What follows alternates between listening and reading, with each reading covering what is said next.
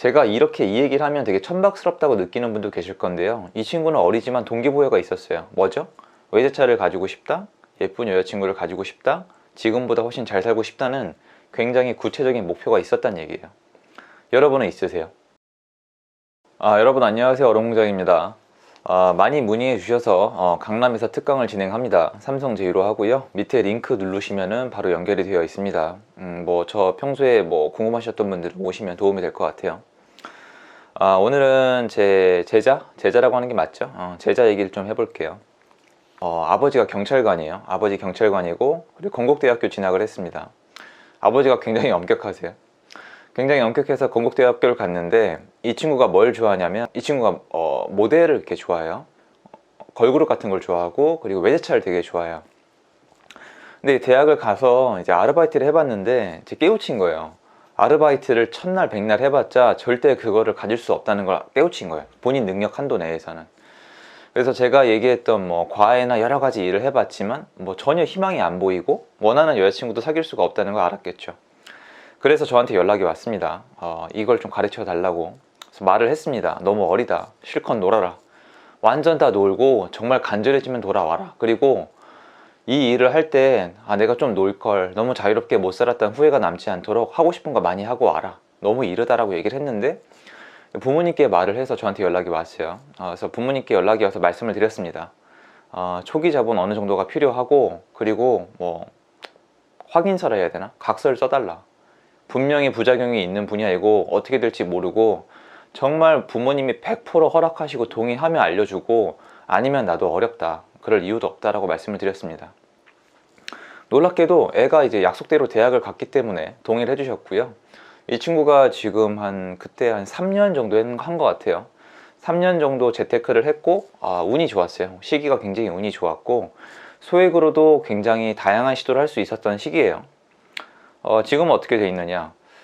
제가 마지막으로 알고 있는 거는 제가 이제 그 학교를 그 친구 덕분에 처음 알았는데 동덕여자대학교에 모델학과가 있는 걸로 알고 있습니다. 거기 있는 친구가 여자친구였고 자동차는 아우디인가 BMW인가 제 기억은 안 나는데 외제차였어요. 그리고 저한테 선물로 애플 맥북 있죠. 맥북을 선물로 들고 왔더라고요. 그 수익이 많이 나서 생각보다 너무 많이 나서 그래서 저는 거절을 했고 돌려줬습니다. 그래서 제 주변에 이 스토리 아는 사람들이 있어요.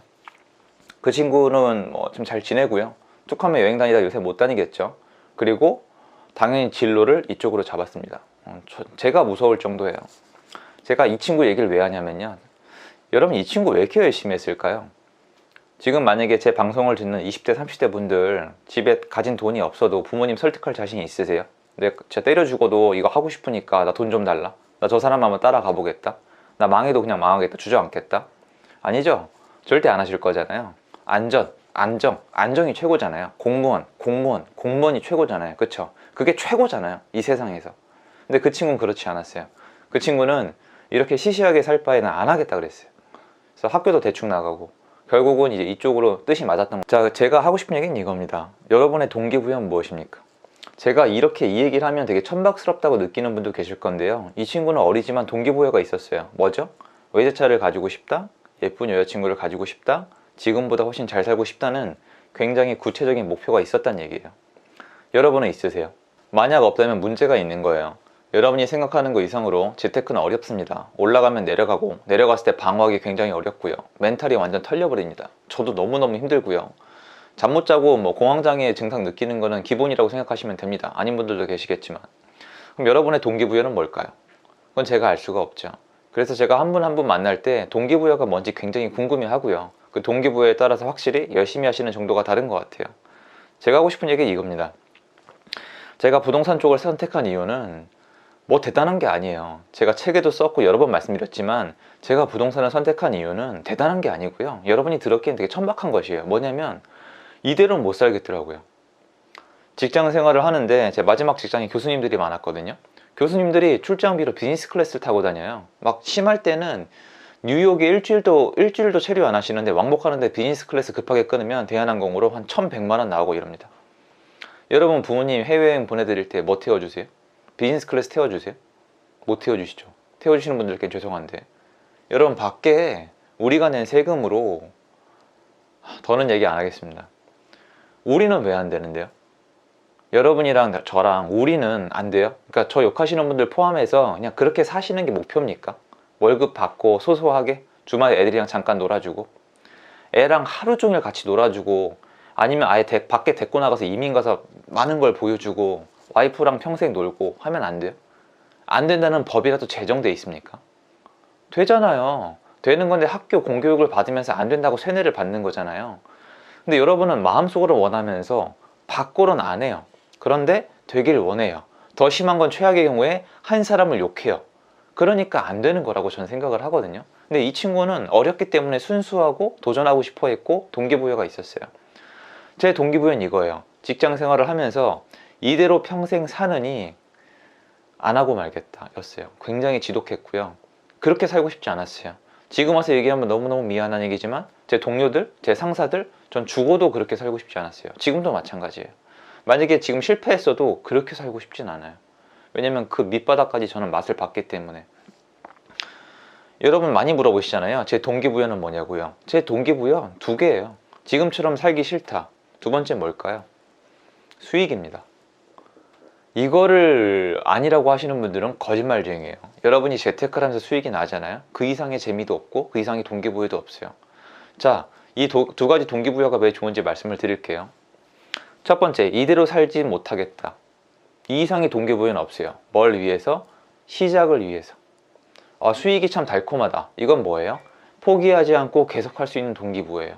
이 두 가지가 번갈아 가지면은 쭉 나가시는 거고 어느 순간부터는 가속도가 붙어서 내가 성장을 하고 그 맛에 쭉 가시는 거예요. 지금 제가 구독자가 3만이 되고 여러분 앞에 나선다고 갑자기 뭐 이상한 얘기를 하시는 분들도 계실 건데 전혀 아니에요. 저는 이미 시작한 지 굉장히 오래됐고요. 강의도 되게 늦게 시작했던 편이에요. 강의 시작한 지도 꽤 오래됐죠 이제. 그럼 많이들 물어보세요. 넌 잘하니까 계속 하는 거구나. 너는 뭔가 재미가 좋으니까 계속 하는 거구나. 아니에요. 저 예전에 처음에 실패했다니까요.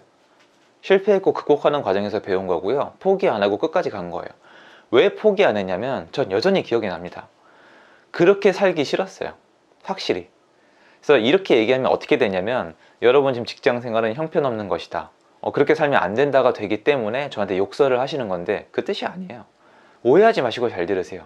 제 얘기라니까요. 제 얘기라고요. 직장 생활이 싫고 이대로 계속 살기 싫은 건 제 얘기예요. 여러분이 직장 생활하는 건 존중하고 존경하고 좋다고 생각을 해요. 절대 아니에요. 저는 그게 싫었고 밖에 나온 거예요. 여러분 하란 뜻이 아니에요. 그런데 이런 분들을 위해서 얘기하는 거예요. 저 옛날에 저처럼 지금 대학 생활을 하는데 직장 생활을 하는데 이들은 답이 안 나와. 나는 한강변을 보고 살아야겠고 BMW나 제규어를 끌어야겠고 지금보다 훨씬 멋진 사람들과 어울리고 싶고 해외여행도 아무 생각 없이 나가지고 싶고 가족들이랑 시간을 엄청나게 많이 보내고 싶다. 그런데 지금 월급이나 지금 직장 생활은 절대 안 된다. 그런 분들께 이러한 길도 있다고 알려드리는 거지 하란 뜻이 아니에요. 그리고 뭐 제가 영상 찍는 김에 여러분한테 하라 그러면 제가 무슨 득이 되죠? 잘 되신다고 따로 인사를 하시는 분들은 극히 드물거든요. 그런 거예요. 그래서 저는 솔직한 동기부여를 말씀을 드리는 거예요. 영상을 찾아보니까 너무 뜬구름이 많아요. 어떤 뜬구름이냐면 뭐 나를 바꾼다는 거죠. 나를 새로운 사람으로 바꿔서 뭔가를 성취하겠다는 거예요. 그래서 하루를 지배하고 새벽부터 일어나서 뭐 일기도 쓰고 책도 읽고 뭐 하고 하는데요. 여러분한테 한번 물어봅시다. 새벽에 기상해서 운동하고 공부하고 해서 지금 뭐가 얼마나 바꿔졌는데요. 연봉이 한 2배로 늘어나셨다고요? 그래서요.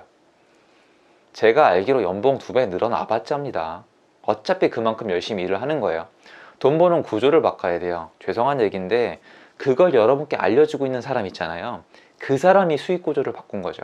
저 지금 여러분께 영상 찍고 강의하잖아요. 그것도 수익 구조를 바꾼 것 중에 하나예요. 다양한 시도를 해보는 것들. 그러니까 그게 사기다 가짜라는 뜻이 아니라 잘 생각을 해보세요. 여러분 인생을 바꾸려면은 여러분 지금처럼 못 살겠다는 강력한 동기부여. 그래서 가난한 사람과 고생을 해봤던 사람들 중에서 성공한 사람이 상대적으로 많이 나오는 거예요. 이대로는 죽어도 못 살겠군요. 근데 여러분은 지금 힘들다 하지만 그게 안 힘들다는 뜻이 아니라 내가 행동이 힘들다 하면서 계속 하시는 건요 버틸만 한 겁니다. 맞잖아요 사실 그거는. 그죠? 근데 그분들은 못 버티는 거죠. 그대로 못 살겠다는 거죠. 그러니까 새로운 걸 도전을 할 수밖에 없는 거예요. 그리고 여러분이 알다시피 인생을 바꾸고 싶으면 뭔가 도전하고 하루 일상을 바꾸는 게 중요한 게 아니에요, 여러분. 돈을 많이 벌어야 돼요. 그러면 공부를 열심히 하셔서 여러분의 수익을 다양화하고 여유 시간을 많이 확보할 수 있는 일을 찾은 다음에 거기에 올인을 하셔야 돼요. 파레토의 법칙이 있잖아요. 8대2 법칙. 거기에 80%의 시간과 에너지를 쏟아 부어야 되는데 거기에 80%의 시간과 에너지를 쏟아 붓기 위해서는 여러분 일정표가 변해요. 첫 번째는 동기부여예요. 이대로 못 살겠다는. 두 번째는 성과들을 내야 해요. 성과가 안 나오면 계속 할 수가 없어요. 저도 마찬가지예요. 그래서 여러분이 제발 뜬구름 잡는 얘기에 취하지 마시고 실질적인 동기부여와 계속할 수 있는 힘을 스스로 만들어냈으면 좋겠어요. 그건 외부에서 만들어줄 수 있는 게 아니에요. 영상 봐주셔서 감사드리고요. 도움이 되셨으면 좋겠습니다. 제 진심이 좀 전달됐으면 좋겠습니다. 오늘은 또 중요한 강의가 있어서 강의 준비하러 가보겠습니다. 감사합니다.